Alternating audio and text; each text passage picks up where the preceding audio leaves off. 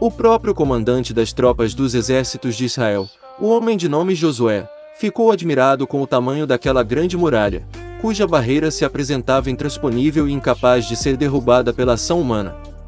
Porém, aos pés daquela grande muralha, ele ergue os olhos e vislumbra um homem, caminhando com a espada desembainhada, cuja figura se apresenta como príncipe do Senhor, e o ordenou como tais muralhas seriam destruídas e lançadas por terra, descrito em Josué 5, versos 14 a 15, e 6, versos 1 a 5. Assim, todas as pessoas que almejam vencer suas próprias dificuldades e romper no mundo espiritual contra os exércitos dos adversários, os quais a Bíblia os define como hostes espirituais da maldade, conforme Efésios 6, no verso 12, devem se prover dos instrumentos necessários para romper essas barreiras e alcançar a derrubada das muralhas, para conquistar o território do inimigo, conforme descrito no livro de Josué, no capítulo 6, verso 8, que traz algumas distintas instruções, as quais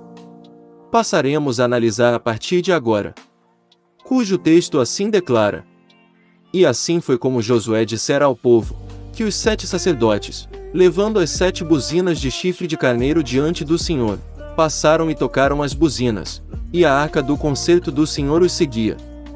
A primeira coisa que precisamos compreender é que Deus trabalha com organização, ou seja, em nada que venhamos a fazer para o Senhor deve imperar a falta do planejamento e a feitura das coisas de maneira descompromissada e relaxada. Isto pois, quando o povo de Israel caminhava pelo deserto, antes de alcançar a região cananeia, todas as tribos transportavam cada qual a sua bandeira, a sua insígnia, após o soar das trombetas, para que cada pessoa seguisse de maneira ordeira e bem coordenada, de acordo com a tribo a que pertencia, conforme descrito em Números 10, verso 14, no qual está escrito: Porque, primeiramente, partiu a bandeira do arraial dos filhos de Judá, segundo os seus exércitos, e sobre o seu exército estava Naasson, filho de Aminadab. O que nos faz entender que o servo de Deus deve ser, além de organizado, possuir uma boa disciplina, se fazer conhecer pela bandeira da verdadeira adoração, não somente pela manifestação pública dos louvores, dos gestos, como bem dizer o Senhor com glórias e aleluia, mas possuir de antemão o caráter de Cristo, como seu cartão de apresentação, ser fiel em seus negócios, em sua vida social, ser honesto, como também, quando se fizer presente no interior de um templo de adoração, não somente comparecer, mas prestar um culto de louvor, levantando suas mãos santas, sem ira e nem contenda, conforme 1 Timóteo 2, verso 8, e conforme o livro de Êxodo 17, no qual as mãos de Moisés deveriam permanecer levantadas, para que Deus desse vitória ao exército de Israel, cujo memorial foi declarado no local, como sendo Jeová Nissi, o Senhor é a nossa bandeira. Um ótimo instrumento para derrubar as muralhas do inimigo é a nossa adoração ao Deus do céu, cujas mãos do Senhor são poderosas para derrotar todos os exércitos adversários. Isaías 43, verso 13. Um crente de mãos levantadas está declarando firmemente que o socorro dele vem do Senhor, e que somente a ele nos rendemos em adoração.